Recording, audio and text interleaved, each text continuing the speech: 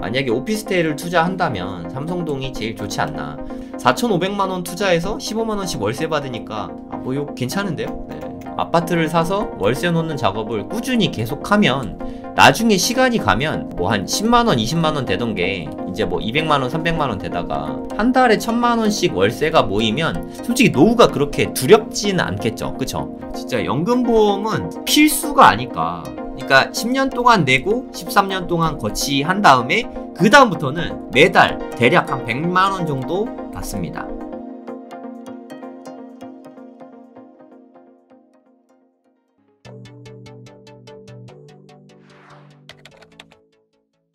노후 대비로 대부분 많은 분들이 생각하시는 게 좀 건물주인 것 같아요. 건물주. 그죠? 뭐 저만 그런가요? 건물주 많이 생각하고 있는 것 같고, 그리고 건물주는 뭐 크게 보면 뭐 상가랑 다가구 뭐 요런 것들이 있는 것 같아요. 아니면 뭐 오피스텔? 뭐 물론 이게 지산 뭐 이런 것도 있긴 한데, 뭐 오피스텔이나 뭐 이런 거랑 다 비슷비슷하니까 뭐 공장이나 뭐 이런 것도 있는데, 뭐 그냥 수익형 부동산이라고 할게요. 뭐 요 정도를 많이들 생각하시는 것 같아요. 그쵸? 부동산을 통한 노후 대비는 요 정도가 되지 않을까. 쉽게 말해서 이렇게 수익형 부동산. 근데 요즘에 드는 생각은 고래동 공부에서 박원갑 위원님이 나오셔서 말씀하셨는데 이 말씀을 하시더라고요. 아파트가 되게 유망하니까 아파트를 사서 그거를 월세를 주어라, 이런 말씀을 하시더라고요. 이게 제가 생각을 많이 안 했던 부분인데 확실히 좀 고수분의 인사이트는 좀 남다른 면이 있는 것 같아요. 우리가 아파트 하면은 주로 이렇게 시세 차익 위주로만 생각을 하잖아요. 아무래도. 아니면 뭐 전세 놓고 갭으로 사고 이런 쪽만 많이 생각을 하는데, 아파트를 월세를 놓으면 여기서 나오는 현금흐름이 많아지니까 노후 대비에 큰 도움이 되겠다. 네, 이런 생각이 좀 들더라고요.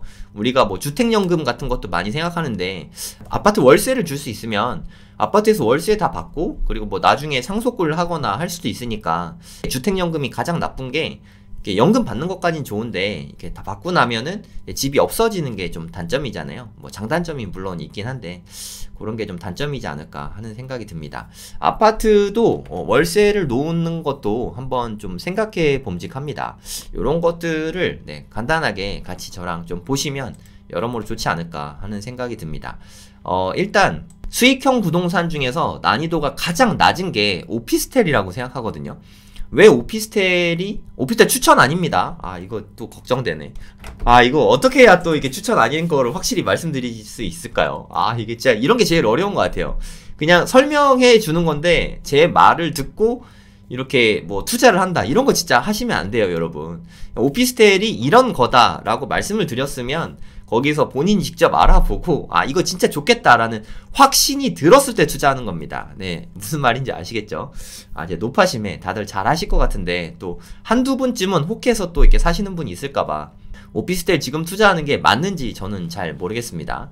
오피스텔 투자 추천은 아니니까 되게 걱정되긴 하지만 한번 좀 어떤 식으로 하면 좋을지 그 부분은 제가 좀 간단하게라도 알려드리도록 하겠습니다. 오피스텔은 저는 무조건 강남 쪽에 해야 된다. 강남이나 서초. 그리고 역세권. 어차피 오피스텔은 역세권 위주니까 뭐 그건 너무 당연하긴 한데, 역세권 아닌 데에는 오피스텔 자체가 안 들어옵니다. 네. 그러니까 뭐 테헤란로 쪽은 저는 뭐 다 좋다고 생각하거든요. 그러니까 뭐 강남역 쪽이 가장 뭐 메인이 되겠죠. 강남역, 삼성역, 교대역, 역삼역, 성능역 뭐 요런데 중심으로 보시면 될 것 같아요. 그러면 오피스텔은 최소한 얼마가 드는지, 그리고 얼마를 들였을 때 얼마의 소득이 오는지 이런 것들을 좀 보시면 좋을 것 같습니다. 저는 한 오피스텔 2개 정도 있는데, 오피스텔은 뭐 이렇게 추천하고 싶진 않아요. 이거 오피스텔은 안 오릅니다. 그거를 일단 알고 계셔야 돼요. 시세 차익이 거의 불가능하다. 그건 아셔야 됩니다. 여기 보시면은 가격이 좀 저렴한 게 뭐 3억 정도에 나온 게 있죠. 되게 유명한 사실 오피스텔인데, 강남역 센트럴 프루지오 시티. 뭐 이거 추천 아니니까. 가격 순으로 하면은 최소한 가격이 2억 7천만원 나오죠. 최근에 좀 떨어졌어요. 그러니까 한 보시면 거래 사례 보시면 근데 최근에라고 말하기도 좀 그렇네요. 그쵸? 거래가 되게 없죠. 작년 9월 이후로 요 타입 같은 경우는 거래가 아예 없습니다. 뭐 참고해서 보시고 2억 9천만원. 근데 지금 현재 나온 거는 2억 7천만원에 이렇게 나와 있죠. 그 오피스텔 한번 볼게요. 강남역의 네, 푸르지오 매매가는 2.7억입니다. 그럼 월세가 궁금하잖아요. 그쵸? 수익형으로 접근해야 되니까 월세가 얼마 나오는지 한번 보겠습니다. 여기서 월세를 이렇게 켜놓고 보시면 200에 140 이건 좀 뭐 특이한 물건이고 이런 건 잘 없고요. 네, 요런 게 보통이라고 생각하시면 돼요. 잘 받으면 1000에 95, 1000에 100 뭐 요 정도 되지 않을까 싶습니다. 시세를 한번 보면은 한 95에서 105 대략 한 100만원 정도로 생각하면 될 것 같죠. 네, 강남역 인근에 있는 오피스텔들이 요 정도 되지 않을까 싶습니다. 여기가 강남역 센트럴 푸르지오 시티. 네, 그럼 수익률을 좀 계산해 봐야겠죠. 수익률. 그러면 2억 7천만원에 사서 1000만원은 보증금으로 받았잖아요. 그쵸? 그러면 세금은 빼고 계산할게요. 세금까지 하면 너무 복잡해지니까. 그럼 2.6억이 내 돈이 들어갔습니다. 그러면 100만원씩 10번, 12번 받잖아요. 1년이니까. 그럼 1200만원 받겠죠.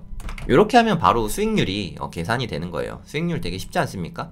계산기 쓰면 되니까 너무 숫자를 두려워하지 마세요. 네, 그 계산 제가 다 해드리니까 너무 어려워하지 마시고 1200만원 나누기 2.6억 2억 6천 네, 이렇게 하면은 한 4.6% 정도 나온다. 네. 어떤가요? 좀 매력적인가요? 잘 모르겠죠. 그러니까 4.6%를 받기 위해서 요 정도 돈을 드리는 거죠.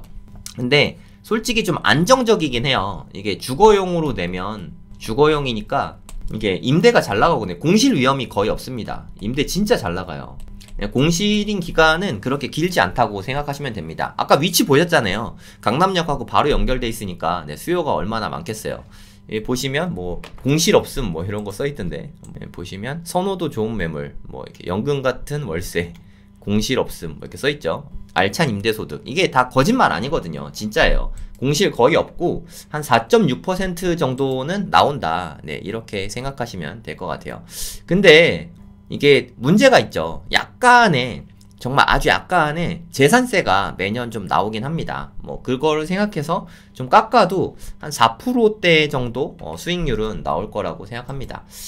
너무 한 단지만 보면 좀 그러니까 다른 단지도 한번 보겠습니다. 강남역에는 뭐 요 정도가 좀 저렴한 것 같고요. 그리고 또 이렇게 교대역 쪽 볼까요? 교대역에는 여긴 좀 멀죠. 2억 정도 되는데 이것도 한번 해볼까요? 요거는 조금 더 되는 것 같아요. 여기 보시면 최저가가 소초 코업 레지던스 있는 데거든요. 여기 역세권에서 조금 멀어요. 강남역도 좀 멀고 교대역도 좀 멀고 그래서 가격이 좀 저렴한 편입니다. 2억 500만원 여긴 다 복층으로 돼 있고요. 대략 한 2억 정도. 제가 예전에 알아봤을 때만 해도 1억 8천대도 있었는데 가격이 좀 많이 올랐네요. 네, 1억 8,400 나오고 뭐 요때 제가 예전에 알아봤었거든요. 근데 지금은 한 2억 정도는 되는 것 같아요. 그러면 2억에 매수를 한다고 칠게요. 교대역 근처지 교대역은 아닙니다. 얘 같은 경우는 매매가가 한 2억 정도 되고요. 2억 500인데 좀 깎을 수 있지 않을까. 네, 한 2억 정도 되는 것 같고 월세는 대략 한 80만원 정도 될 것 같은데 요런 거는 좀 특이한 매물이니까 단기 임대 이런 것 같아요.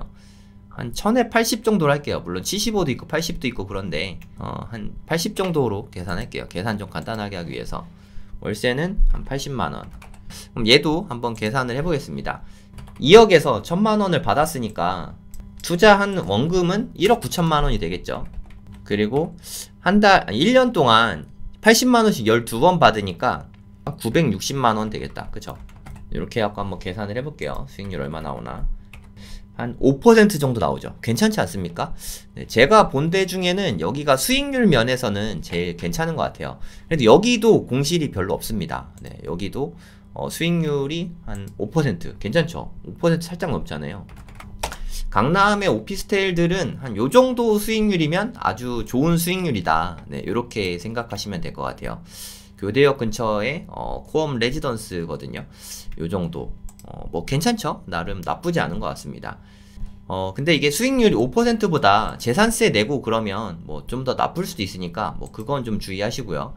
코엄 레지던스는 네, 제가 예전에 이거 매수할까 말까 해갖고 뭐 저는 갖고 있지 않습니다. 저는 다른 거 샀어요. 그러니까 좀 관심이 있어서 여기 되게 많이 알아보고 했었거든요.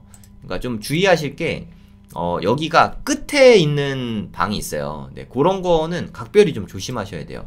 그러니까 여기가 진짜 공사 이렇게 탄탄하게 잘 됐다는 느낌은 사실 좀 저는 못 받았거든요. 그래서 좀 끝쪽에 있는 데 있잖아요. 예를 들어서 뭐 이렇게 오피스텔이 뭐 계단 있고 뭐 이렇게 쭉 둘러싸여 있다고 치면은 오피스텔이 보통 이렇게 원룸으로 쪼개잖아요. 원룸으로 쪼갰는데 여기 끝에 있는 거랑 여기 끝에 있는 거 이거는 비춥니다. 네, 사지 마세요. 엄청 외풍이 심하대요. 그래서 진짜 완전 춥대요.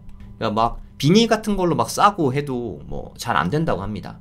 가운데 지금 맨 끝에 쪽에서 두 번째부터 네, 여기도 뭐 완전 추천하는 건 아니고 요 안쪽 거를 매수하시기 바랍니다. 얘네들은 문제가 없다고 하거든요. 얘네들은 문제가 많다고 하니까 꼭 안쪽에 있는 걸로 네, 매수하시기 바랍니다. 혹시 본다고 하면 투자 추천 아니 매수하시기 바랍니다라니 요런 것만 보세요. 네, 요런 거는 아예 보지 마시기 바랍니다. 네, 아시겠죠? 그러니까 오피스텔은 제가 추천 상품은 아닙니다. 아까도 말씀드렸지만 진짜 안 올라요. 정말 안 오릅니다. 다른 거 뭐 아파트는 뭐 2배 되고 이러잖아요. 뭐 오피스텔은 뭐 한 10% 20% 오르면 많이 오른 거예요. 그러니까 오피스텔을 시세 차익으로 뭐 접근을 하면 답이 없습니다. 네, 그냥 전적으로 수익형으로만 생각을 하셔야 돼요. 또 연차가 되게 많이 되면 월세 같은 게 좀 떨어질 수도 있으니까 네, 수익형은 다 그렇다고 생각하시면 되거든요. 좀 뭐 그런 면이 있다고 생각하시면 됩니다. 오피스텔. 그러니까 이런 식으로 좀 알아보시면 돼요. 제일 난이도 쉬운 게 오피스텔이라고 했잖아요.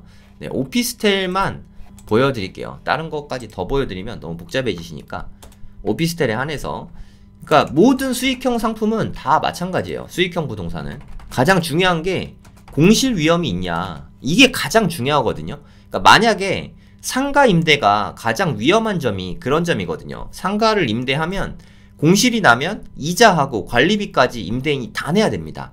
그러니까 플러스가 되는 게 아니라 오히려 마이너스가 돼요. 현금 흐름을 마이너스를 만드니까 되게 위험하죠.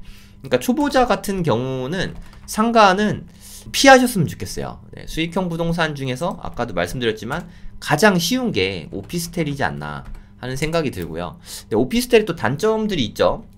이게 옛날엔 안 그랬는데 뭐 주택수에 포함이 됩니다. 아 이게 무슨 주택이라고 저도 좀 이렇게 주택수 포함되는 것 때문에 좀 스트레스가 좀 있거든요. 네, 그래서 얘를 뭐 사업자 등록을 하거나 뭐 전입신고를 하거나 보통 이렇게 하잖아요. 사업자 등록하면은 네, 주택수에 포함이 안 되는 것 같고 네, 사업용으로 봐서 전입신고를 하면 주택수에 포함됩니다. 그래서 좀 종부세 합산도 되고 그러니까 법인으로 오피스텔을 매수했다 그러면 전입신고를 하면은 종부세를 매달 내야 됩니다. 네, 이거는 네, 절대 추천하지 않아요. 사업자 등록을 하고 아니면 뭐 본인이 쓰거나 전입신고 안 하는 조건으로 네, 해야 됩니다. 법인으로 하면 네, 그 부분을 좀 각별히 조심하셔야 됩니다. 오피스텔을 매수할 때 가장 중요한 게 공실이 얼만큼 있나 네, 요런 거랑 역과의 거리 뭐 요거 두 가지만 신경 쓰면 뭐 충분하지 않나 싶습니다. 근데 월세는 앞으로도 올라갈 거라고 저는 생각이 듭니다. 조금씩이라도 네, 월세가 원래 잘 안 변하거든요. 근데 이번에 다들 느끼셨잖아요. 아파트 월세가 너무 많이 오르다 보니까 이게 대체제 같은 주거 수단이잖아요. 그쵸? 오피스텔도 임대료가 한 5만원 정도씩 오른 듯한 느낌이에요. 제가 이렇게 시세를 보면 한 1, 2년 전보다 5만원에서 한 10만원 정도 5%에서 한 10% 정도 네, 이렇게 오르고 있지 않나 하는 생각이 듭니다. 근데 늘 말씀드리지만 오피스텔은 최대한 좀 강남 쪽에 강남이나 서초나 이렇게 되게 좋은데 2호선 라인이나 뭐 9호선 라인 물론 7호선 라인도 괜찮을 수 있는데 2호선이나 9호선이 수요가 좀 많은 것 같아요. 네, 여기에서 가까운데 네, 요런 곳에 투자하시면 좀 공실은 잘 안 나는 것 같아요. 공실 위험은 뭐 요거는 거의 뭐 잘 모르겠습니다. 공실 날까봐 제 걱정한 적은 없는 것 같아요. 네, 요 정도면 괜찮지 않나 하는 생각이 듭니다. 근데 오피스텔 주택수 포함되는 것 때문에 저는 좀 스트레스가 좀 큰 것 같아요. 네.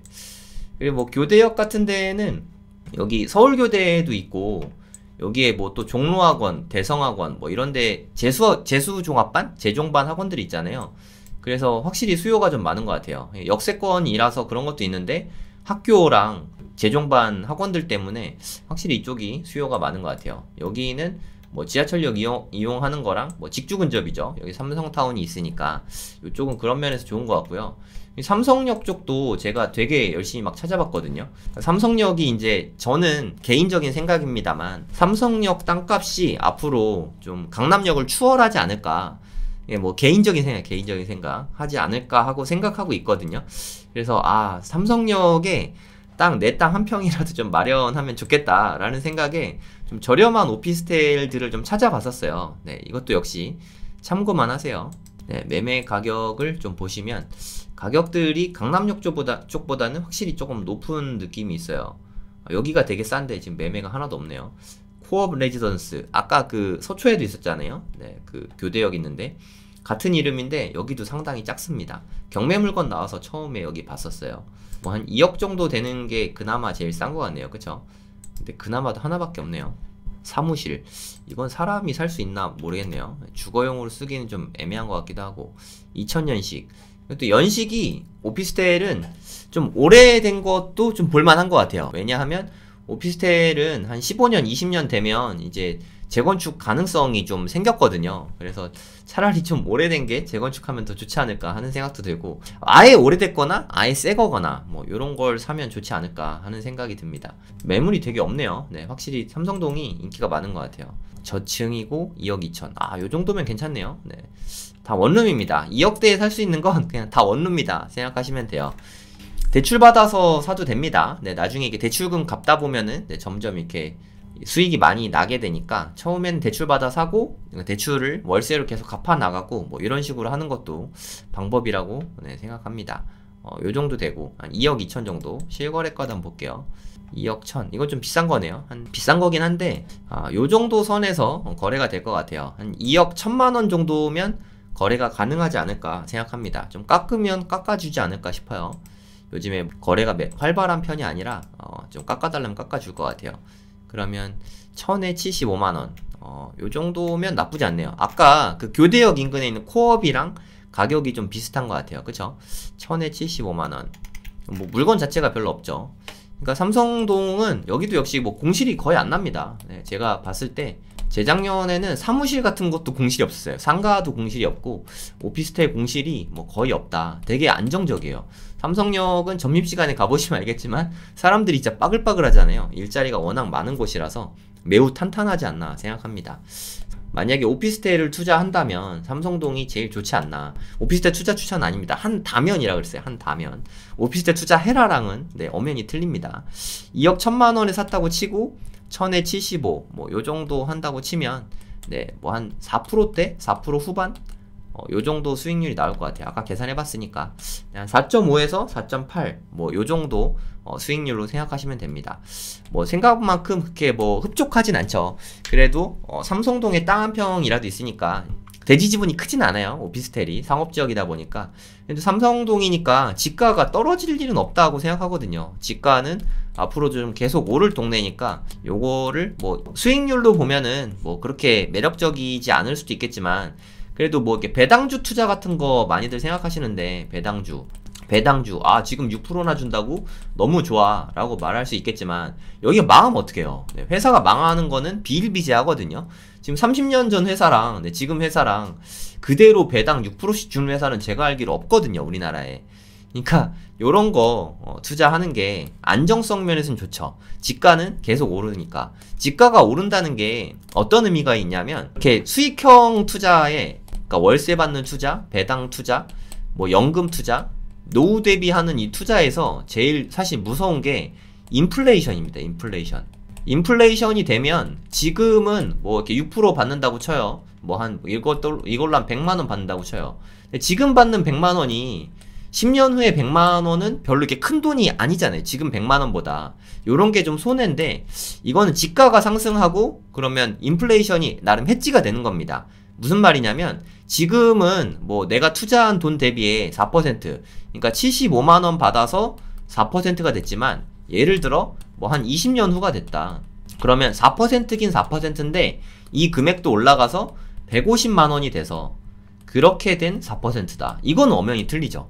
이 배당도 물론 이렇게 회사가 계속 성장하면 이것도 늘어날 수 있습니다. 근데 연금 같은 경우는 인플레이션 해지가 사실 안 되죠. 네, 요게 제일 단점이라고 생각하고, 그러니까 지가가 계속 상승할 수 있으니까, 아 이렇게 하면 또 오피스텔 사러 가는 거 아니야? 오피스텔 추천하는 거 아닙니다. 네, 가격 떨어질 수 있고 뭐 하니까 늘 조심하셔야 돼요. 아시겠죠? 지금 제가 말씀드린 그 현 시점 이대로만 네, 보고 말씀드리는 거예요. 공부용입니다. 투자 추천용이 아니라, 요런 거 이야기할 때마다 늘 좀 조심스러워요. 제가 욕먹는 걸 두려워해서 그러는 게 아니라, 제 말만 듣고 호로록 해서 또 사고 손해보실까봐. 제가 제일 걱정인 건 여러분들이 손해보실까봐 그게 좀, 걱정인 거지. 그럼 좀 미안해지고 막 그렇잖아요. 네, 본인이 공부 충분히 많이 하고, 네, 이 다음에 좀 살펴보시면 좋을 것 같아요. 네, 그리고 제가 또 눈여겨보는 것 중에 하나가 이 신논현역이거든요. 제가 제일 좋아하는 지하철 노선이 두 개 있습니다. 여기에 있는 9호선과, 네, 요렇게 지나가죠. 그리고 이쪽으로 가는 신분당선. 제가 지하철 노선 이 두 개를 제일 좋아하는데 9호선하고 신분당선 두 개가 다 만나는 역이 이 신논현역이에요. 뭐 제가 뭐 너무너무 좋아할 수밖에 없지 않겠습니까? 그래서 저는 술 먹을 때도 여기 되게 자주 가거든요. 여기 저 어렸을 때부터 살던 동네라 갖고, 여기가 그 백종원 거리 있잖아요. 네, 거기 근처거든요. 그래서 여기 술 먹을 때도, 자꾸 술 얘기해서 좀 그렇긴 한데, 하여튼 먹을 때도 되게 많고, 와이프가 술을 워낙 좋아하다 보니까, 네, 여기 술 먹으러 되게 자주 갑니다. 뭐 다 메인 술집이에요. 뭐 그냥 그런 느낌. 네, 뭐 대충 아시죠? 네, 영동시장 있는, 네, 그런 데라고 생각하시면 되고, 네, 아무튼 제가 생각하는 거는 좀 신논현역, 네, 그쪽도 좀 보면 좋지 않을까 하고 생각합니다. 오피스텔 위주로 한번 보도록 하겠습니다. 그러니까 신논현역은 근데 제가 여기다, 딱 여기다 하는 만한 오피스텔이 없더라고요. 되게 아쉬웠어요. 그러니까 그 말도 좀 하고, 네, 마무리 짓죠. 뭐 여기 오피스텔들이 좀 많이 있잖아요. 근데 여기는 신축 오피스텔들이 좀 많아요. 그러니까 좀 저는 신축 오피스텔들을 추천하진 않습니다. 너무 비싸거든요. 분양이 안 된 데가 많거든요. 분양이 왜 안 되겠어요? 비싸게 분양하니까 그렇죠. 참고로 이 신논현역부터 이쪽으로 가면은, 네, 등산 코스입니다. 네, 일로 가면 갈수록 점점점 높아지는데요. 거의 이 부분이 정점이라고 생각하시면 됩니다. 그러니까 여기 언주역이 있고 신논현역이 있잖아요. 언주역과 신논현역 사이 요쯤 되겠죠. 한가운데 여기가 꼭대기입니다. 정점 제일 높은데. 그래서 이쪽으로 갈수록 높아지고 이쪽으로 갈수록 높아진다, 이렇게 생각하시면 돼요. 그럼 높아지는 거에 한가운데 있는 여기가 제일 높겠죠. 네, 여기는 높아요. 네, 신논현 마에스트로라는, 네, 요런 오피스텔인데 제가 예전에 경매 방송에서 방송한 적도 있어요. 단점은 매우 좁습니다. 네, 제가 오늘 말씀드린 것 중에서 가장 좁지 않을까 생각해요. 보시면 요런 느낌이거든요. 네, 그래도 뷰는 좀 괜찮은 편이에요. 뷰가 상당히 좋습니다. 요거는 경매 물건도 예전에 나왔었으니까, 네, 이따가 한번 보여드릴게요. 네, 요런 느낌이다. 네, 대충 뭐 어떤 느낌인지 아시겠죠? 그리고 또 이제 수익률 계산해 봐야 되니까 2억 미만으로 살 수 있는 게 좀 장점이지 않나. 여기는 뭐 좀 싼 편이에요. 그죠? 기보증금이 1억 5천에 15만원. 뭐 이러면 나쁘지 않네요. 네, 그러면 4,500만원 투자해서 15만원씩 월세 받으니까, 뭐 요 괜찮은데요? 네, 나름 괜찮은 것 같아요. 뭐 역전세 나고 뭐 이런 거는 좀 잘 모르겠습니다. 1억 5천 승계하는 조건으로 이걸 살 수, 이거 투자 추천 아닙니다. 이거 좀 걱정되네. 이거 사러 가지 마세요. 네, 사라는 뜻 아니니까. 요런 거 좀 조심스러워요. 경매 물건이면 별로 상관없는데, 요렇게 보면은 제일 싼 게 한 5천에 50. 1000짜리가 없네. 그러니까 여기 되게 없어요. 여기도 공실이 거의 없습니다. 제가 말씀드린 데는 좀 수요가 엄청 많은 데잖아요. 그래서 공실 위험이 되게 없어요. 네, 제가 한때 오피스텔 살려고 진짜 열심히 알아봤거든요. 제가 말씀드린 게 다 그때 알아본 거예요. 네, 제가 웬만큼 다 알아보고 나서 여러분께 말씀드리는 거니까. 이쪽에 뷰 좋은 향이 있어요. 네, 근데 구조가 조금 별로긴 한데 그래도 이 뷰는 장난 아니죠. 이쪽은 좀 창이 작고, 지도를 보고 설명해 드릴게요. 네, 신논현역 보면은, 네, 뭐 이쪽으로 돼 있잖아요. 여기가 이게 신논현 마에스트로 이쪽이거든요. 얘네가 앞에 되게 높은 빌딩이 막고 있어요. 요거 높은 빌딩이 막고 있는데, 이 신논현 마에스트로가 조금 더 높습니다. 네, 그래서 여기 탑층 쪽에 가면은, 탑층 근처에, 탑층이나 그 밑에 층 가면은 이거를 뛰어넘어요. 그래서 저 멀리 남산타워까지 보이거든요. 네, 그거는 좀 장점인 것 같고, 이 뒤쪽으로도 네, 뭐 되게 높으니까, 그러니까 이게 호실이 어떻게 돼 있냐면 대부분이 이쪽으로 좀 많이 돼 있고요. 네, 이쪽으로 돼 있는 거는 호실이 조금 있어요. 그리고 구조가 이쪽은 좀 네모 바듯한데 여긴 약간 못생긴 구조가 있습니다. 그 대신 이쪽은 좀 거의 뻥뷰 수준이에요. 네, 여긴 높은 건물이 뒤쪽에 없거든요.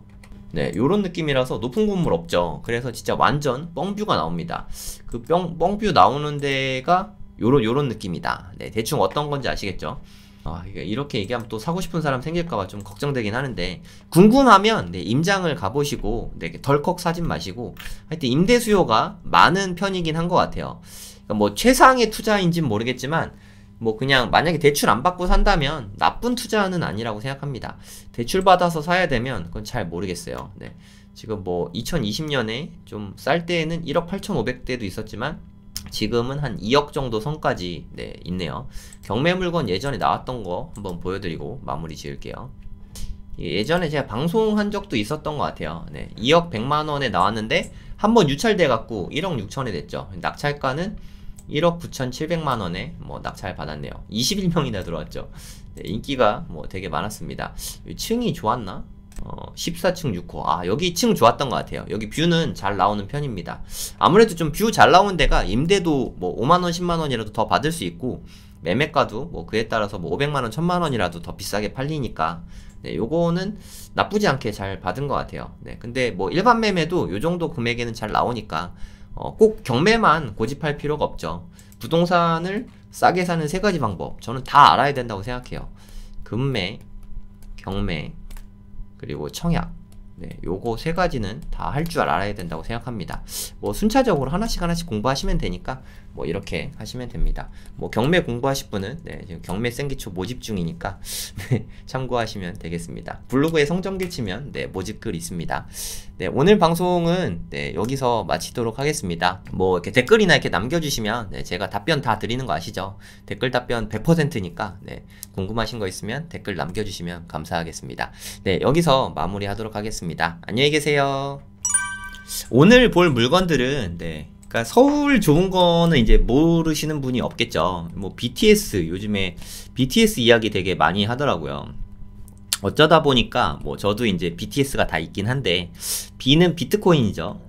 T는 네, 테슬라죠.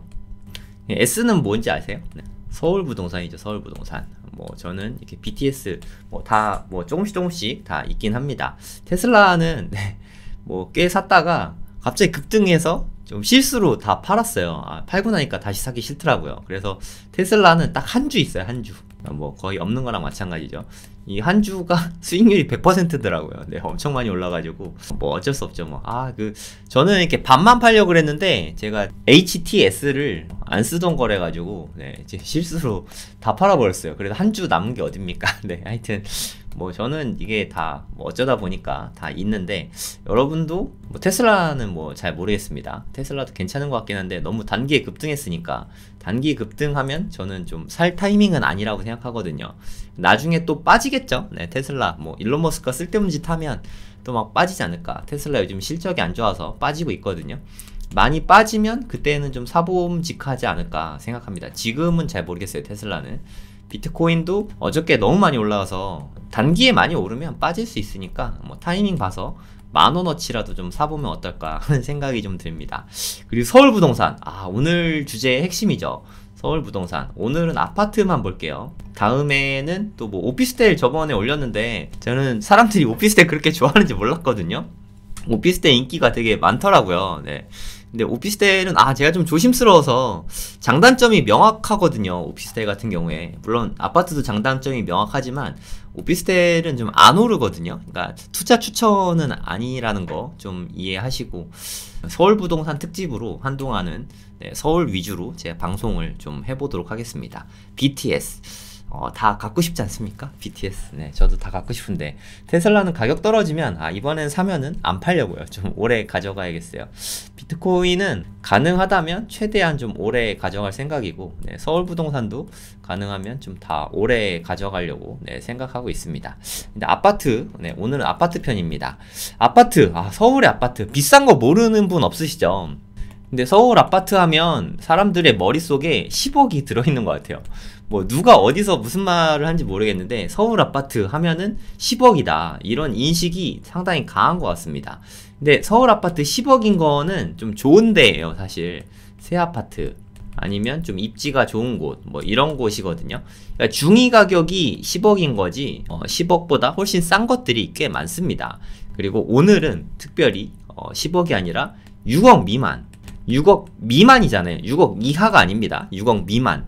그니까 뭐 한 3억대, 4억대, 5억대 뭐 요런 아파트 위주로 볼 거예요. 괜찮지 않겠습니까? 네, 제가 찾아봤는데 와, 솔직히 이렇게 많은지 몰랐거든요. 뭐 서울의 아파트가 이렇게 많은지 몰랐어요. 3억대, 4억대, 5억대 아파트가 오늘 보시면 와, 진짜 생각보다 되게 많네 라는 생각을 하실 거예요. 그럼 다 조그만 거 아니냐, 10평대 아니냐 이렇게 생각할 수 있는데 84도 엄청 많습니다. 네, 오늘은 좀 기대하셔도 좋지 않을까. 오늘 끝까지 보시면 서울 아파트들 좀 많으니까 네, 제가 일일이 다 분석해 드릴게요. 같이 좀 보시고 관심 있는 데는 임장도 좀 다녀오시고 하면 좋지 않을까 합니다.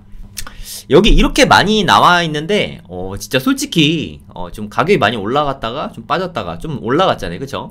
근데 여기쯤 올라왔는데 좋은 데는 많이 올라왔지만 안 올라온 데도 되게 많아요. 특히 경매 가격은 이쪽에 분포하고 있거든요.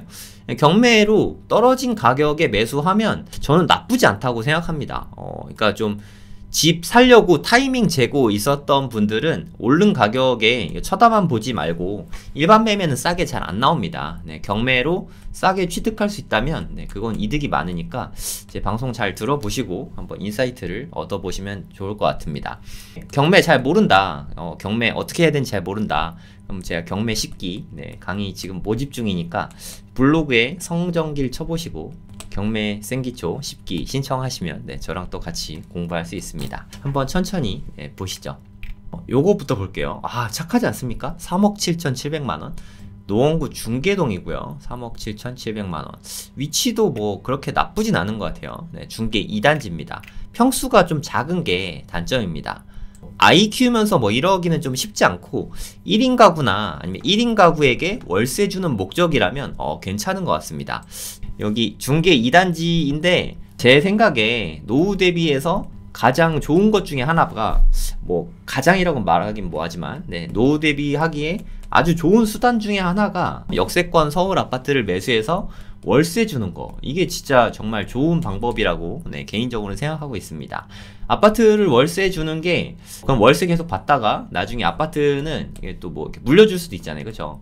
그러니까 애들한테 눈치 볼 필요도 없고 내가 살아있는 동안 월세도 계속 받을 수 있고 내가 나이가 들어도 아파트에서 월세를 꼬박꼬박 받으면 돈이 있잖아요. 그쵸? 내가 돈이 있으면 자식들한테 혹은 손주들한테 대우받으면 살 수 있습니다.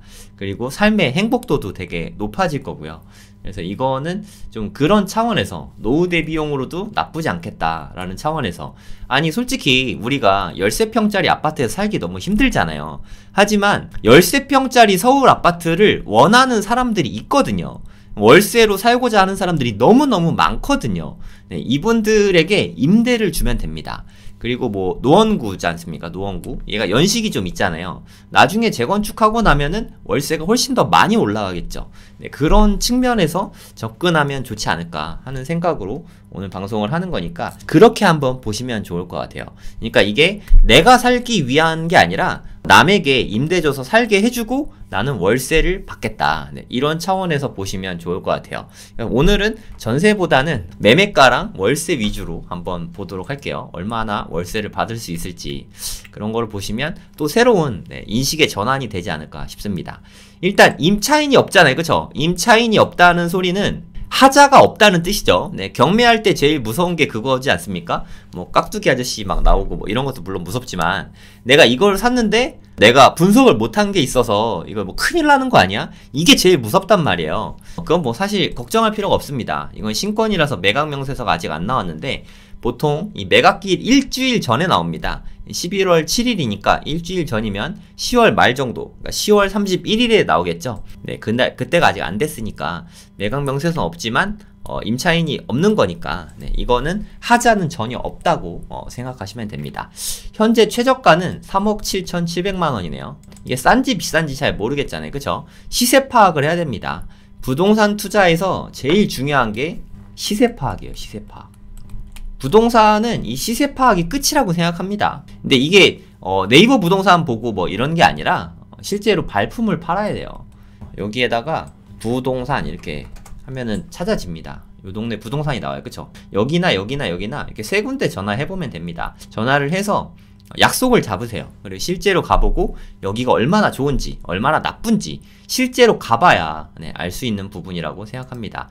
여기 가면은 다 연락처 나오잖아요. 그쵸? 부동산 엄청 많네. 여기 다 뭐 전화를 저는 다 돌립니다. 다 한 다음에 사장님 중에 제일 말씀 잘 하시면서 적극적이고 많이 아시는 것 같은 좀 경험이 많으신 것 같은 그런 분께 약속을 잡습니다. 일단 한번 전화를 다 돌려보고 그걸 꾸준히 하면 요령이 생깁니다. 제가 여러분께 드리는 뭐 대부분의 강의나 뭐 이렇게 방송이나 이런 게 부동산 사장님께 배운 게 대부분입니다. 네, 그렇게 배우면 돼요. 그냥 공부는 처음에 아무것도 모르는 생초보 때는 물론 이렇게 강의 듣고 배우고 뭐 이런 것도 필요하지만 결국에는 부동산 다니면서 배우는 게 제일 중요하다 이렇게 생각하시면 될 것 같아요. 여기를 들어가 보시고 가보시면 가격이 싸긴 싸네요. 이거는 아마도 유찰될 것 같죠? 그쵸? 3억 7,700이니까 단일 평형이네요. 3억 4천. 지금 가격이 많이 떨어져 있죠? 제일 비쌀 때가 한 4억 8천 막 5억 8천까지 갔었네요. 그쵸? 와, 진짜 그러니까 지금이 가격이 되게 좋다니까요. 또 지금은 어떻게 보면은 노원구가 아주 가격이 좋습니다. 안 올랐어요. 하나도 안 올랐습니다. 보시면 이렇게 올랐다가 떨어진 다음에 다른 데는 여기까지 올라갔잖아요. 노원구는 그냥 안 올라갔습니다. 떨어진 그대로예요. 요럴 때 사면 괜찮은 것 같습니다. 사람들이 이럴 땐 안 샀거든요. 이게 저렴할 때는 안 사다가 올라가면 그때 삽니다. 이게 뭐가 맞는 건지 한번 잘 생각해 보세요. 1번일 때 사야 돼요? 2번일 때 사야 돼요? 당연히 1번일 때 사야 되잖아요. 그쵸? 오르기 전에. 하지만 1번 가격을 다시 줬잖아요. 근데 이럴 땐 다들 관심이 없습니다. 지금 한 3억 4천만 원이면 사실 이거 대출 받아서 사면 그렇게 큰 부담 아니거든요. 그럼 대출 이자 어떡하냐? 월세 받아서 내면 되죠. 네, 오늘 방송은 그런 측면에서 보시면 좋을 것 같아요. 만약에 아까 그 경매 물건을 3억에 취득했다. 그러니까 일반 매매가 한 3억 5천, 3억 7천, 그리고 3억 4천 이 정도 되니까 이것보단 싸야 되잖아요. 경매인데 3억에서 한 3억 2천 요 정도에 만약에 낙찰을 받았다. 뭐 2억 대출 받았다고 치면 한 1억 정도 들어가고 그 다음에 이제 월세를 놓는 거죠. 월세 가격은 한 1000에 70만원 정도 되네요. 그쵸? 그러면 2억을 대출 받으면 내 돈이 1억 들어갔다고 치고 2억에 대해서 그러니까 3억에 받았다고 가정하는 거예요. 그럼 이자가 대략 100만원 정도? 90만원 정도 나오겠네요. 월 이자가 한 90만원 정도 나오게 될 겁니다. 그러면 그러니까 1000에 70만원에 월세를 놨다고 치면 한 달에 이자가 20만원씩 마이너스죠. 그럼 이거 손해 아니냐? 맞습니다. 손해입니다. 그러면 이거 같은 경우는 이자가 좀 떨어지면 그때부터는 충당이 될 것 같아요. 지금 이자가 뭐 아주 싼 건 아니지만 그래도 좀 높은 편이긴 하잖아요. 그쵸? 그러니까 이거는 조금 마이너스가 있긴 하지만 그걸 좀 어느 정도 버틸 수 있다면 나쁘지 않은 것 같아요. 그리고 내가 만약에 현금이 2억 정도 있다. 그러면 그 무조건 플러스죠. 내가 만약에 현금 2억이 있다. 그러면 대출을 1억을 받습니다. 그러면 이자 내는 게 한 45만원 정도로 뭐 확 줄어들잖아요. 그쵸? 45만원 정도 될 것 같아요. 대략. 그러면 여기에서 1000만원 받고 이걸로 취등록세나 세금 같은 거 내면 되고 70만원으로 월세를 받는다. 그러면 한 달에 뭐 큰 돈은 아니지만 25만원씩 이득이죠. 어찌됐든 현금 흐름이 플러스 되잖아요. 현금 2억을 써서 25만원 받는 게 뭐가 좋냐라고 생각할 수 있지만 우리 심지어 갭 투자도 했잖아요. 그쵸? 갭 투자를 하는 건 아예 현금 흐름이 아예 없지 않습니까? 그냥 뭐 전세에 놓으면은 그거 뭐 아무 들어오는 게 없잖아요. 그럴 때도 했었는데 대출을 일부 받아서 월세에 놓으면 그래도 플러스가 되지 않습니까?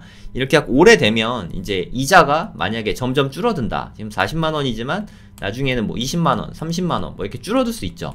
그러면 월세는 점점 오르고 이자는 나중에 점점 떨어지게 된단 말이에요. 그러면 그 격차가 지금은 이 차이가 별로 안 나지만 나중에 점점 더 많이 나면은 한 달에 뭐 50만원, 100만원이 될 수도 있는 거죠. 네, 제 말 뜻 이해 가시나요? 그러니까 지금 여러분의 나이가 어떻게 될지 모르겠지만 지금 만약에 40대다. 이때부터 이런 작업을 아파트를 사서 월세 놓는 작업을 꾸준히 계속하면 나중에 시간이 가면 뭐 한 10만원 20만원 되던 게 이제 뭐 200만원 300만원 되다가 나중에는 요런 것들이 쌓여서 한 달에 1000만원씩 월세가 모이면 솔직히 노후가 그렇게 두렵지는 않겠죠. 그쵸? 네, 그래서 저도 앞으로는 이 방향으로 좀 나아가 볼까 하고 생각하고 있거든요. 제가 말씀드리는 로직이 이해 가시죠? 뭐 그렇게 어려운 거 아니잖아요. 그쵸? 한번 좀 생각해 보시면 좋을 것 같아요. 입지 분석도 좀 해볼게요. 네, 여긴데 세대수는 아주 마음에 듭니다. 1800세대 소형 평수라서 네, 그런 거긴 한데 솔직히 말씀드려서 재건축이 쉽진 않을 것 같아요. 대지 지분이 워낙 적어서 8평짜리로 다 된 거잖아요. 거의 불가능합니다. 사실 재건축이 안 된다고 보시는 게 나을 것 같고, 잘하면 리모델링 정도는 가능할 수도 있는데 리모델링은 추가 분담금이 좀 들어갈 수는 있어요. 네, 그것도 좀 참고로 알아두세요.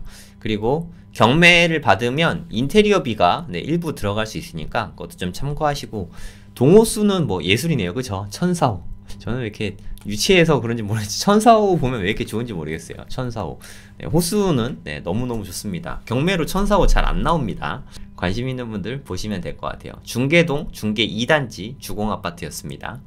네, 요것도 좀 볼게요. 가격이 너무 싸졌네요. 5억 1600만원. 아까 3억대 보다가 5억대 하니까 더 비싸게 느껴질 수 있는데 이거는 5구보다 크지 않습니까?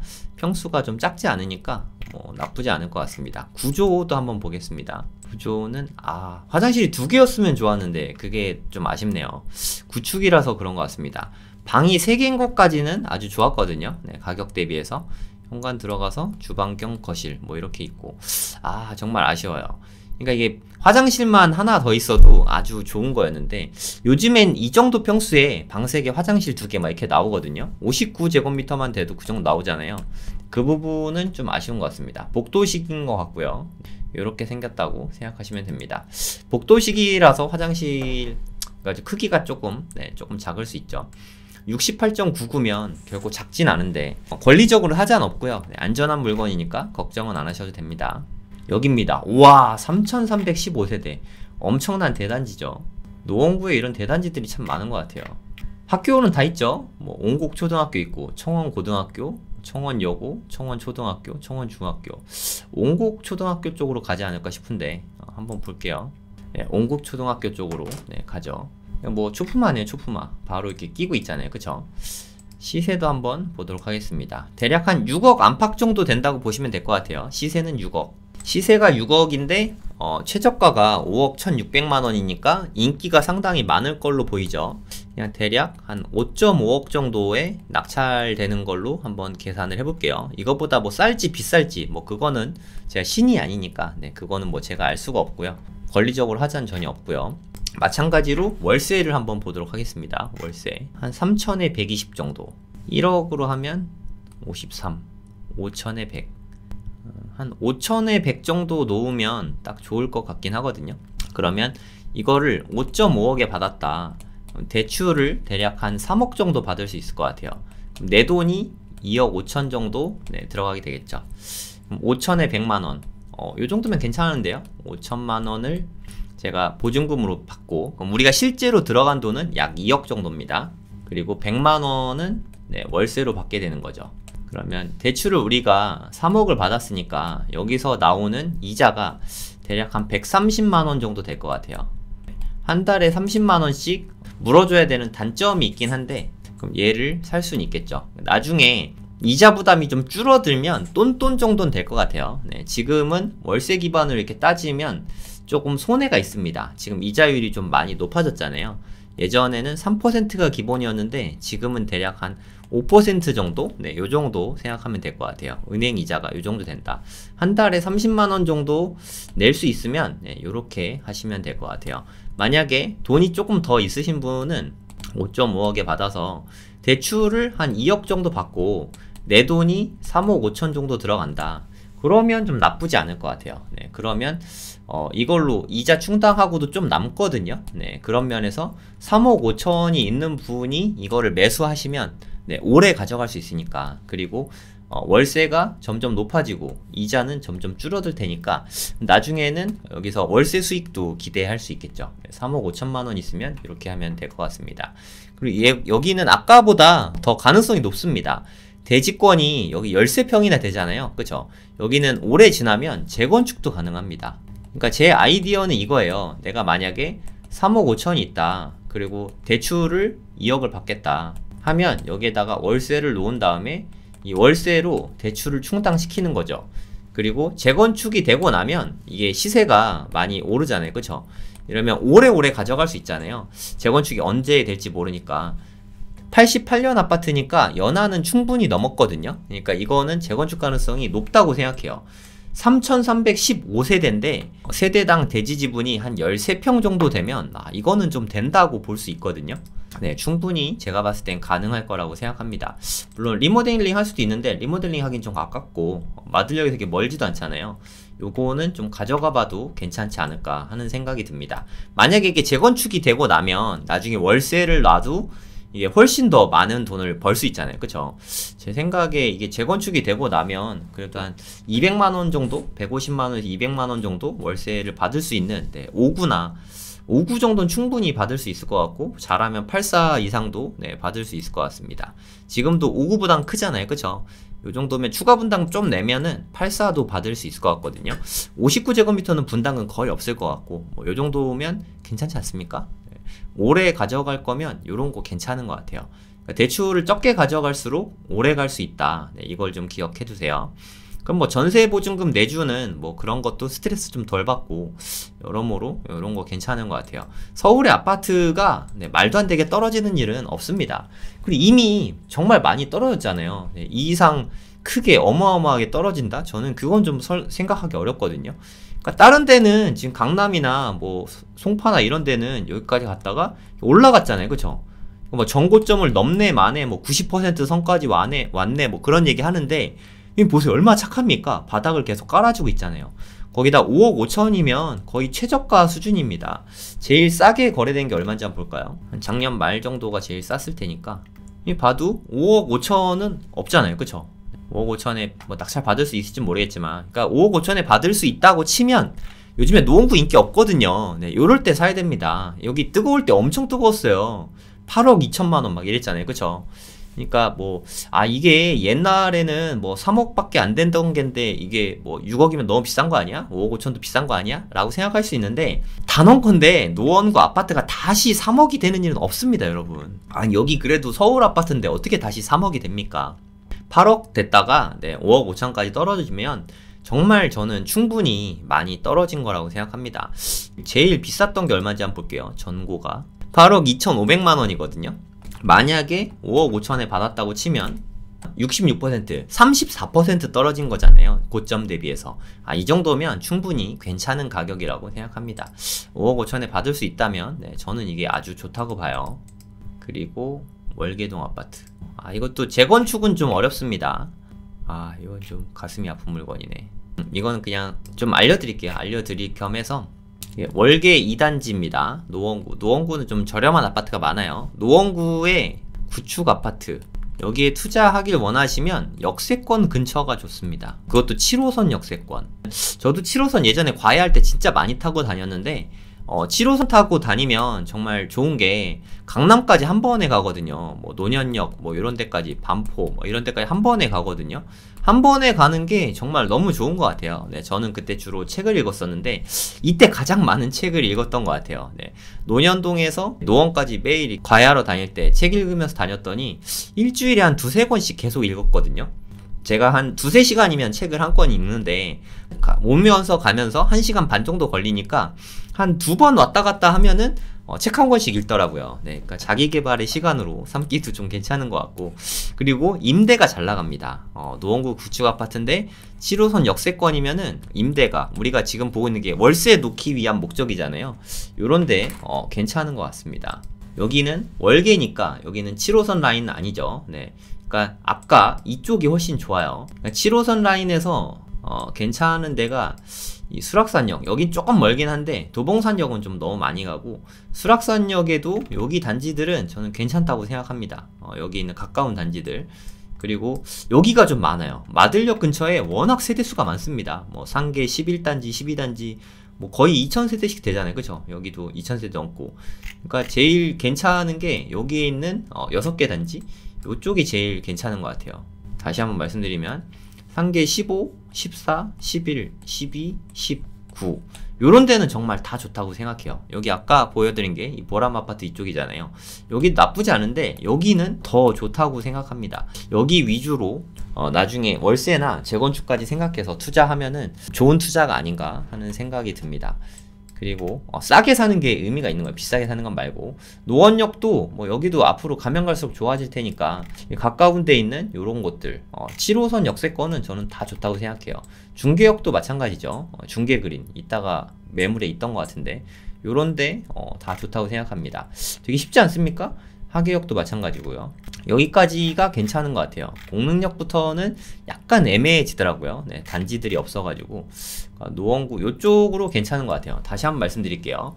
하계, 중계, 노원, 마들 이렇게 4개의 역에서 역세권 가까운 아파트들이 괜찮은 것 같습니다. 네, 소형 평수가 많긴 한데 한번 살펴보시고 재건축도 가능하면 좋고, 근데 재건축이 안 되는 데들이 많은데 같은 값이면 재건축 되면 좋잖아요. 그쵸?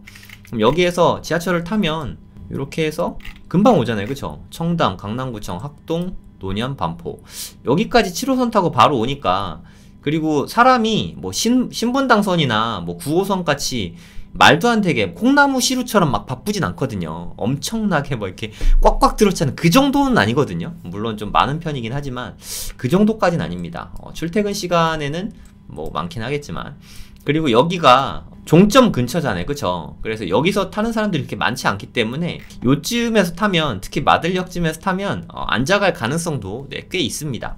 앉아서 쾌적하게 책 보면서 강남에 출퇴근할 수 있으면 얼마나 좋겠습니까? 그래서 요런데 주변을 유심히 보시면 좋지 않나 하는 생각이 듭니다.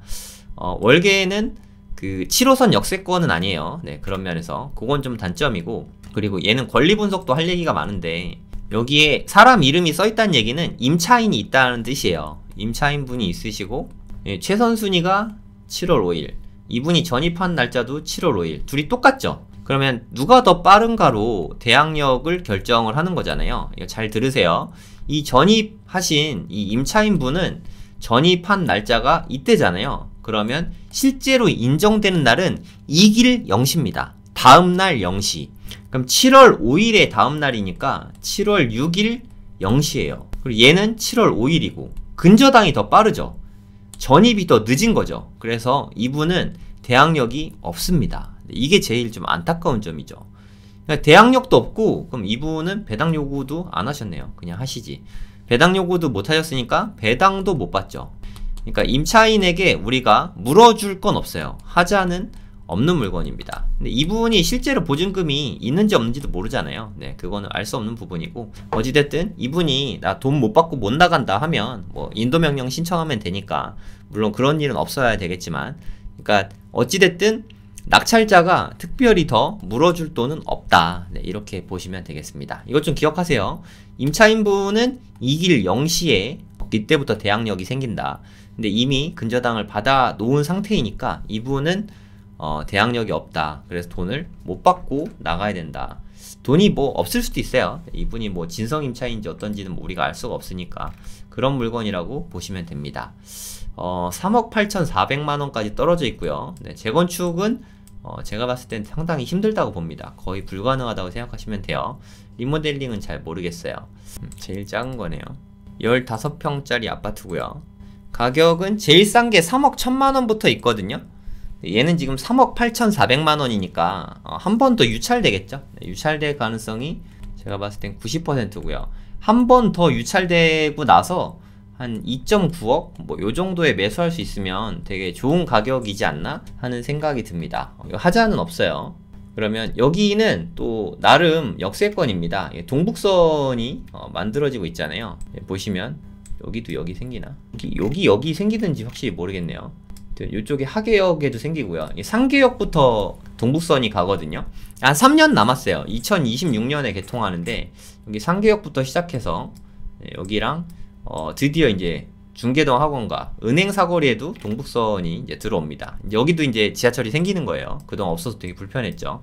여기도 생기고 하계역에서 한번 갈아타고, 그리고 여기도 이제 환승되게 만들 것 같아요. 제 생각에 여기도 여기 있는 것 같습니다. 여기 그러니까 뭐 동북선이 생기고 나면 여기도 나름 역세권이니까 나쁘지 않다고 생각합니다. 하지만 제 생각에는 7호선이 더 좋긴 합니다. 하여튼 동북선 근처에 있는 아파트라고 생각하시면 되고요. 월세가 있는지 모르겠지만 네, 한번 보도록 하죠. 3억 3천만원, 2천만원 이 정도의 거래가 되고 있고, 한 2천에 50, 2천에 60 요 정도 월세를 받고 있네요. 그러니까 만약에 낙찰을 한 2.9억에 받았다, 그리고 내 돈이 한 2억 정도 있어서 2억은 내 돈하고 한 9천만원만 대출 받았다 하면 2억이 60이면은 이거 다 충당하고도, 그리고 2천만원 또 회수가 되죠. 그러면 그 회수된 걸로 또 갚으세요, 대출을. 그럼 7천만원이잖아요. 60만원에 이자는 그럼 한 30만원 정도 낼 것 같거든요. 30만원씩 플러스 되잖아요. 그럼 좀 오래 가져갈 수 있죠. 한 2억 정도 있다 하면 요런 거 사는 거 어떨까 하는 생각이 듭니다. 네, 월계 주공 2단지입니다.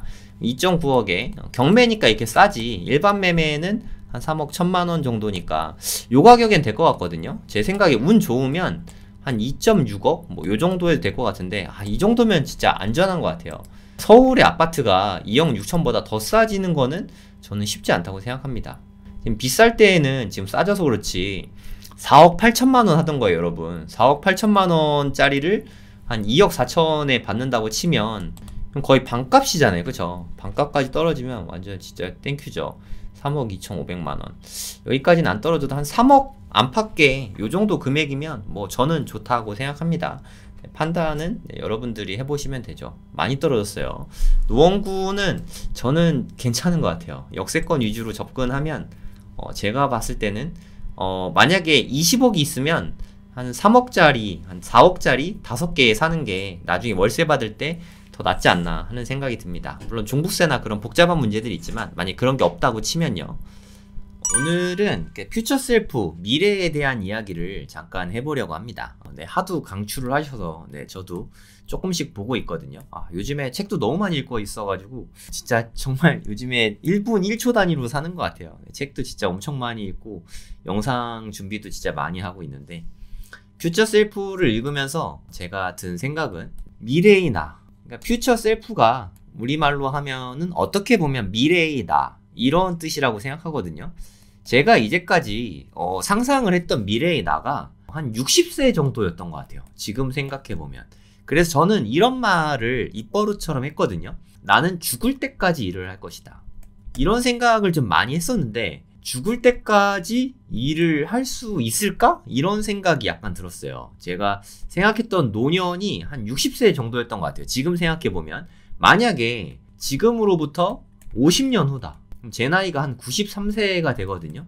물론 이 나이에도 저는 일을 하고 싶긴 하지만, 제가 만약에 치매에 걸렸다면, 그리고 뭐 눈이 안 좋아져갖고 거의 보이지 않는다면, 장애를 얻게 된다면, 건강을 해치게 된다면, 그래도 일을 할 수 있나? 이런 생각이 들었어요. 요즘 무섭지 않나요, 여러분? 근데 이거는 정말 지극히 현실적인 얘기라고 생각하거든요. 내가 병들면, 내가 아프면, 내가 만약에 병상에 눕게 되면 그럼 어쩌지? 여기서부터 저는 미래의 나, 그러니까 노후를 다시 생각해 보게 됐어요. 제가 고래동 공부에서 10월 강의에 연금 박사님이 오셨는데, 그 이야기를 듣고 제가 이렇게 머리를 띵 하고 맞은 것 같아요. 내가 미래에 대해서 너무 나이브하게 생각한 게 아닌가? 뭐 이런 생각이 들었어요. 제가 진짜 오타쿠 기질이 있거든요. 아시는 분은 아실 텐데, 노후 대비라는 생각이 들고 50년 후를 생각을 하다 보니까 여기에 완전 꽂혔어요. 진짜 나 이거는 생각을 안 해봤는데 내가 놓친 부분이 있구나, 이런 생각이 들었어요. 그래서 제가 뭐 아시는 분은 아시겠지만 노후 대비 특강을 했어요. 노후 대비 무료 특강을 열었고 신청자가 한 800분 되셨던 것 같아요. 800명에게 좋은 인사이트를 전해드려야 되니까 진짜 공부를 엄청 많이 했거든요. 여러분도 그렇게까지는 생각해 본 적 별로 없으시죠? 만약에 뭐 건물주 생각하는 분도 있으시잖아요. 건물주. 돈을 많이 벌어서 빌딩 사면 되지 뭐. 네, 좋습니다. 뭐 제가 말하는 강남구 신사동에 뭐 빌딩을 하나 샀다고 쳐요. 뭐 지금 시세로 한 100억 정도 되는 빌딩을 샀다고 칠게요.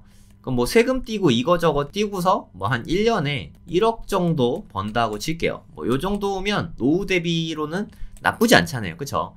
근데 빌딩도요, 여러분, 나이를 먹습니다. 노후예요. 땅은 그대로지만 빌딩도 시간이 지나면 뭐 리모델링도 해야 되고 재건축도 해야 됩니다. 이게 보통 한 30년에서 50년 쓰면은 뭐 이런 게 필요하잖아요. 근데 지금으로부터 50년 후니까 내가 지금 빌딩 사서 새 걸로 사도 이거는 다시 재건축하고 해야 된단 말이에요. 그럼 내 나이가 90세인데 지금 빌딩을 재건축하고 리모델링을 한다고? 이게 좀 쉽지는 않을 것 같아요. 딱 90세가 아니라 뭐 100세가 되면 120세가 되면 이런 게 좀 걱정이 조금 되더라고요. 제가 원래 걱정하는 성격이 아니거든요. 걱정할 일이 일어난 다음에 걱정하는 성격인데 이 생각이 들면서 한 2, 3일 동안 잠을 잘 못 잤어요. 이게 노후 대비에 대해서 꽂혀서 제 여기까지는 너무 안일하게 대처하고 살아온 게 아닌가. 난 죽을 때까지 일하면 되지 뭐 라는 생각으로 나는 노후 대비했다 라고 너무 나이브하게 생각하고 있던 거죠. 앞으로 50년 후, 60년 후, 70년 후 그동안 아무 일도 없을 거라고 누가 장담을 할 수 있겠어요. 그죠? 그거는 나의 바람일 뿐인데 너무 희망 회로를 돌리면서 내가 세상을 너무 편하게 살아온 게 아닌가? 그런 생각이 좀 들었어요. 퓨처셀프하고 관련된 이야기는 아니지만 저는 50년 후에 나에게 어떻게 해줘야 될까 그 생각을 하게 된 거죠. 제목을 미래가 두려우신 당신이 할 수 있는 최선의 선택 이라고 지었습니다. 50년 후에 나에게 나는 무엇을 해줄 수 있을까 이런 생각이 좀 들었어요. 우리는 대부분 이렇게 생각하고 있어요. 이게 현재의 나거든요. 2023년이 거의 끝나가긴 하지만 뭐 얼마 안 남았으니까 2024년의 나라고 칠게요. 그리고 50년 후 2074년의 성장길이라고 칠게요. 나이도 먹고 뭐 머리도 좀 희끗희끗해지고 좀 노인이 되겠죠. 그러면 2074년에 내가 만약에 병들고 너무 약하고 지금은 되게 에너지도 많고 건강하지만 건강을 잃을 수도 있는 되게 에너지가 없는 50년 후에 나에게 난 무엇을 해줄 수 있을까 이 고민이 되게 많이 들었단 말이에요. 그리고 생각했어요. 내가 설사 치매에 걸린다고 해도 만약에 사망을 한다고 해도 아니면 내가 만약에 장애가 생긴다고 해도 이런 일들에 다 모두 대비할 수 있는 게 뭐가 있을까? 국민연금? 되게 좋잖아요, 국민연금. 저는 국민연금 되게 좋은 제도라고 생각하거든요. 왜냐하면 죽을 때까지 나오고 내가 죽어도 와이프가 일부를 또 계속 죽을 때까지 받게 되니까 국민연금이 되게 좋다고 생각합니다. 하지만 국민연금의 최대 단점은 너무 금액이 쥐꼬리만큼밖에 안 줘요. 보통의 국민연금 수령액이 평균적으로 한 30만원 정도라고 합니다. 정말 극도의 뭐 상위 1%, 뭐 상위 0.1% 이 정도 돼야 한 달에 한 200만원 받는데요. 그 200만원을 받기 위해서 얼마나 많은 돈을 국민연금으로 내고 있겠습니까? 어찌됐든 금액 자체가 너무 귀엽다는 거죠. 그러면서 이제 공무원 연금이나 교원이나 아니면 뭐 이렇게 군인이신 분들 이런 분들은 그래도 젊은 시절에는 박봉이긴 하지만 그래도 상대적으로 되게 많은 금액을 상대적입니다. 상대적으로 많은 금액을 연금으로 나중에 죽을 때까지 받을 수 있으니까 어떻게 보면 죽을 때까지를 놓고 보면 더 행복하게 사는 거일 수도 있다는 생각이 들었어요. 물론 이제 이런 분들도 예전에 비해서는 뭐 금액도 좀 줄어들고 아무래도 이게 금리가 많이 떨어지다 보니까 그런 게 좀 생기긴 했지만 그래도 보통 사람들에 비해서는 대비가 많이 되어 있는 편이라고 생각합니다. 국민연금밖에 없는 사람은 뭐 노인연금? 노년연금이라고 하나요? 뭐 이런 것도 뭐 일부 받을 수도 있겠지만 되게 금액이 전체적으로 너무 적다는 생각이 들었어요. 갑자기 이런 얘기 왜 하냐? 정말 진지하게 생각해 봤을 때 내가 50년 후에 나에게 해줄 수 있는 가장 좋은 대비는 저는 연금보험이라는 생각이 들었어요. 변액 연금보험 뭐 이런 거라는 생각이 들었습니다. 당연히 종신 죽을 때까지 받을 수 있는 연금보험이 중요하다 이런 생각이 들었습니다. 만약에 한 70세 정도 이전에 사망한다 뭐 그러면 사실 살면서 뭐 어마어마하게 힘든 일이 안 겪을 수도 있을 것 같은 생각이 듭니다. 근데 만약에 120세까지 생존을 한다. 그러면 문제가 좀 커질 것 같다는 생각이 좀 들더라고요. 이 정도 되면 제 아들이 한 90살이 돼도 같이 살아있는 거거든요. 어떻게 보면은 제 아들이 저보다도 더 일찍 죽을 수도 있는 그런 상태가 될 수 있는 거죠. 그럼 이때에 대한 대비를 할 수 있는 게 별로 없는 거예요. 예를 들어서 100세에서 120세 우리 이때 뭘 할 수 있죠? 물론 이전에 죽으면 차라리 별 문제가 없을 수도 있어요. 근데 완전 오래 살아남는다고 치면 이때까지 살아남고 만약에 뇌도 좀 굳는다고 치고 장애나 치매가 생기거나 하면은 이거 진짜 어떻게 해야 되지? 어떡하지? 이런 생각이 좀 들었어요. 진짜 연금보험은 제가 생각하기에 필수가 아닐까 이런 생각이 좀 들었어요. 이거 외에는 방법이 없을 수도 있겠구나 하는 생각이 좀 들었습니다. 사실 뭐 상가라던가 빌딩이라던가 뭐 저는 이런 쪽으로 많이 사실 생각을 하고 있었거든요.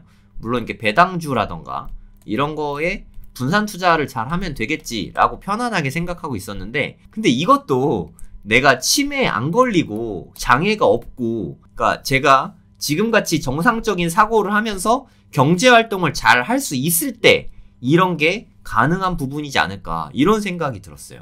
그것조차 안 되면 이거 외에는 진짜 방법이 없겠구나 이런 생각이 들었습니다.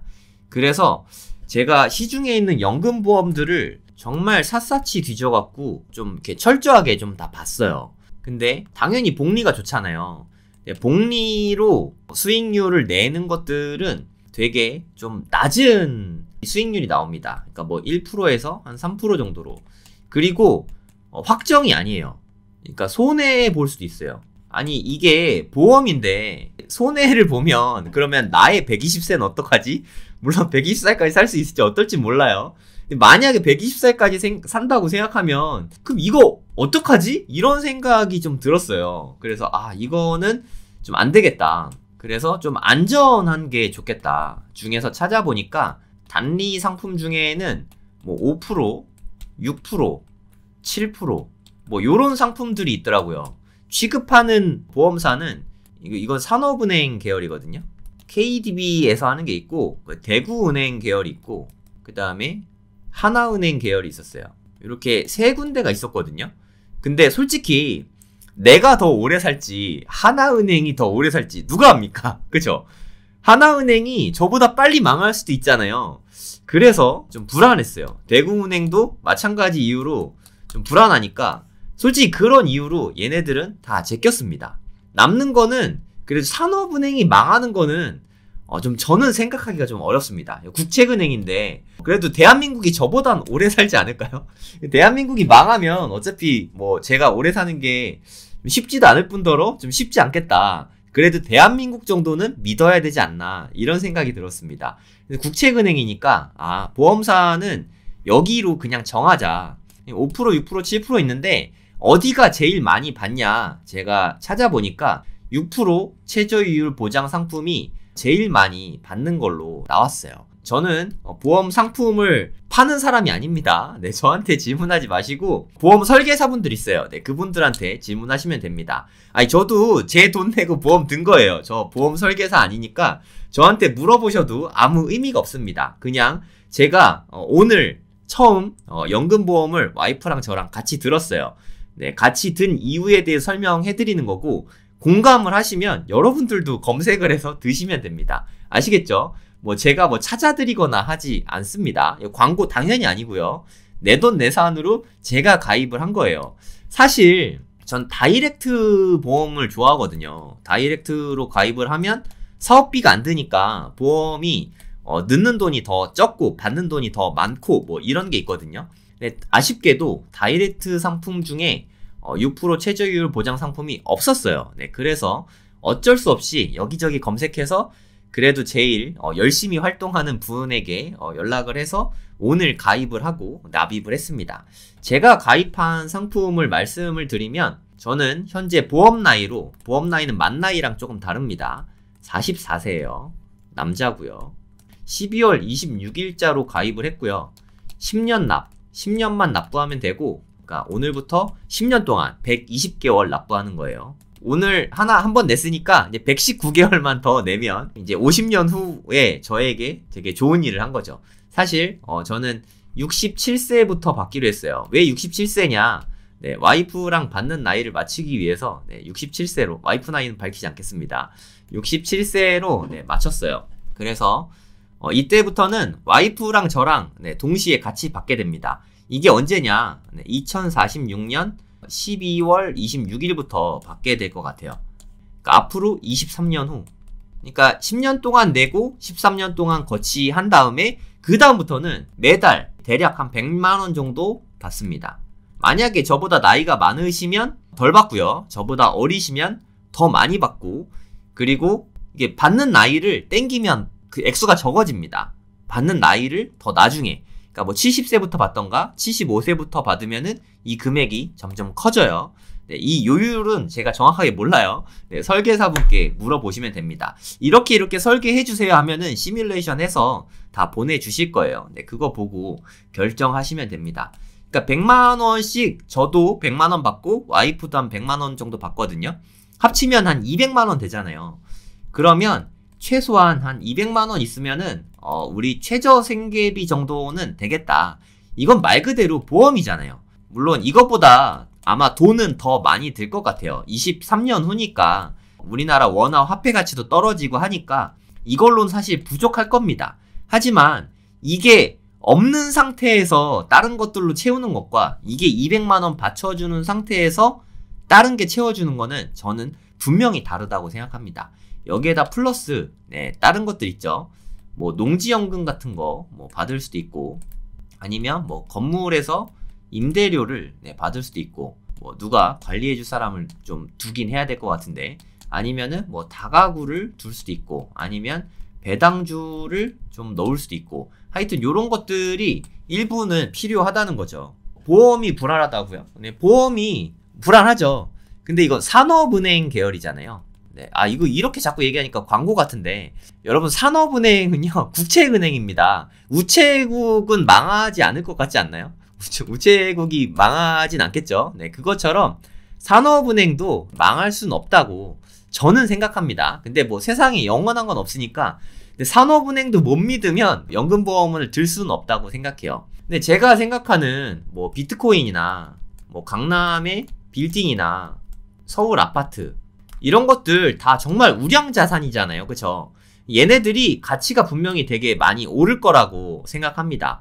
네, 저는 서울 아파트에 월세를 주면서 나중에 노후 대비할 생각도 있어요. 네, 어찌됐든 중요한 거는 얘네들을 만약에 나이가 들어서 내가 90세가 됐다. 그래서 만약에 월세로 부족하고 여기 얘네들로 부족해. 그러면 일부 현금 흐름이 필요하잖아요. 왜냐하면 생활비가 필요하니까. 생활비를 쓰기 위해서 비트코인을 조금씩 판다. 뭐 괜찮을 수 있어요. 뭐 앞으로 내가 10년 후에 확실히 죽는다 하면은 나눠서 이렇게 쓸 수 있습니다. 하지만 내가 언제 죽을지 아무도 모른다는 게 제일 무서운 거예요. 90세에 죽는다고 치면 90세까지 이렇게 잘 나눠서 그때까지 쓰겠다 이렇게 생각을 하면 되는데, 그걸 누가 합니까? 의학이 너무 많이 발전해서 130세까지 살면 그때는 어떡하죠? 이게 진짜 무서운 거거든요. 그래서 제 기준에 요런 제가 생각하는 우량자산 이런 것들을 팔아서 생활비를 쓴다? 이거는 저는 생각하기 정말 어려운 것 같아요. 네, 끔찍한 일인 것 같습니다. 물론 아파트에 월세 줘서 그 월세로 사는 거 이런 거는 괜찮다고 생각합니다. 근데 너무 여기에만 또 이렇게 집중하다 보면, 이게 지금은 뭐 만약에 올해 새로 새 아파트 제가 딱 들어갔어요. 지금은 새 아파트죠. 근데 제가 130세 되면 90년 후거든요. 90년 후에 뭐 어떻게 될지 아무도 모르잖아요. 그쵸? 불확실성이 더 크다는 거죠. 그런 불확실성을 제거하기에는, 제가 생각하기에는 그래도 산업은행 계열의 연금보험이면 그래도 조금 안전하지 않을까. 죽을 때까지 정액으로 주니까 최저 이율 보장 상품이라서 그 금액 미만으로 내려가진 않거든요. 그거보다 뭐 더 받을 수도 있긴 하지만 그런 일은 제가 봤을 때 별로 없을 것 같고, 하여튼 거의 정해진 금액은 죽을 때까지 받을 수 있죠. 네, 이거는 정말 큰 장점이라고 생각합니다. 거기에다가 국민연금에다가 제가 앞으로 모을 이런 우량 자산들 이런 데에서 현금 흐름을 조금씩만이라도 발생시킬 수 있다면 물론 사치를 안 한다는 전제하에 저랑 와이프는 뭐 돈을 그렇게 많이 쓰는 성격이 아니거든요. 그러면 아무리 좀 오래오래 살아도 좀 괜찮지 않을까. 물론 이렇게 병들고 병원비 많이 들고 하면 좀 안 좋을 수도 있긴 하겠지만 그래도 최소한의 안전판은 되어야겠다 이런 생각이 좀 들었습니다. 그래서 이거를 오늘 받았어요. 그러니까 저랑 와이프랑 100만원씩 100만원씩 이렇게 내거든요. 지금까지는 모은 돈을 이렇게 모아서 현금 보유하고 있다가 자산이 떨어지면 떨어진 자산을 매수하고 저는 계속 그렇게 투자해왔는데 앞으로는 100만원씩은 노인 성장길과 나눠 써야겠다 이런 생각이 들었어요. 그러면 23년 후부터는 이런 생각을 한 보험 나이로 44살인 성정길에게 고맙다는 생각이 들지 않을까 이런 생각이 들었습니다. 노후 대비라는 게 우리가 생각하기가 사실 되게 어렵잖아요. 너무 먼 미래 같고. 그럼 지금 대비 안 하면 우리는 언제 대비할 수 있을까요? 그리고 하나 또 장점이 지금은 상대적으로 고금리입니다. 미국 기준으로. 지금은 좀 고금리인 상태니까 내년에 뭐 3번 정도 인하한다고 하잖아요. 그러면 기왕이면 지금 이 고금리일 때 드는 게 낫지 않나 하는 생각이 좀 듭니다. 어쩌면 지금이 이렇게 좋은 조건에 계약할 수 있는 마지막일 수도 있어요. 저는 그런 생각이 들어서 올해 가입을 했는데 내년 1월까지는 아마 있을 것 같아요. 제가 말씀드린 요 상품이 2023년 3월인가? 얼마 안 된 따끈따끈한 상품이에요. 기존에 있던 거에 단점을 다 커버한 상품이라서 되게 좋습니다. 단점이 있어요. 단점이 없진 않습니다. 단점, 중도 해지하면 사업비 때문에 손해를 볼 수 있습니다. 이건 보험이 다 마찬가지예요. 그러니까 저는 손해보기 싫어서 어떻게든 100만원을 땅을 팔아서라도 낼 겁니다. 매달 100만원씩은 어떻게든 낼 거예요. 중도 해지는 안 할 겁니다. 저는 안 할 거예요. 중도 해지를 해야 되는 피치 못할 사정이 있을 수도 있잖아요. 이런 단점이 있으니까 신중하게 고려하시기 바랍니다. 하지만 또 장점이 있죠. 이 상품의 장점은 제가 생각했을 때 죽을 때까지 받는 연금 상품 중에서 가장 많은 금액을 안정적으로 받을 수 있다. 이게 가장 큰 장점이라고 생각합니다. 뭐 판단은 여러분들이 하시면 되고요. 제가 가입을 했다는 거지 여러분들이 가입한다고 저한테 득될 건 하나도 없습니다. 근데 기왕이면 제가 했던 고민들을 여러분도 지금 하시면 미래에 혹시나 우리가 되게 오래 살게 됐을 때 그런 리스크를 조금 해지할 수 있지 않을까 이런 생각이 들어서 여러분께 한번 말씀드려봤습니다. 저는 이거 가입하고 되게 묵은 숙제를 한 듯한 좀 아주 상쾌한 기분이 좀 들어요. 오늘 그래서 기분이 좋아 보이지 않습니까? 돈을 썼지만 웬만한 저축했을 때보다 저는 기분이 더 좋았어요. 왜냐하면 노인 성정길에게 노인을 공경하는 마음으로 제가 100만원을 나눠 쓰고 있잖아요. 솔직히 말해서 이거 되게 웃긴 건데 제가 저에게 기부하는 느낌이 들었어요. 진짜 웃기죠? 근데 진짜 그런 느낌이 들더라고요. 그러니까 기부하면은 항상 남들 도와줄 생각만 했는데 나한테 기부하는 느낌, 이거 진짜 되게 신선하더라고요. 여러분도 관심 있으시면 한번 해보시기 바랍니다. 제가 찾은 것 중에는 이게 제일 좋다는 생각이 들었어요. 근데 여러분들도 더 좋은 상품이 있는 것 같으면 댓글 달아주시면 제가 한번 볼게요. 정말 좋은 상품이다 생각되면 저는 안 들더라도 제 방송에서 소개를 한번 해보도록 하겠습니다. 하여튼 여러분들도 노후를 한번 신경 써보시면 좋을 것 같습니다.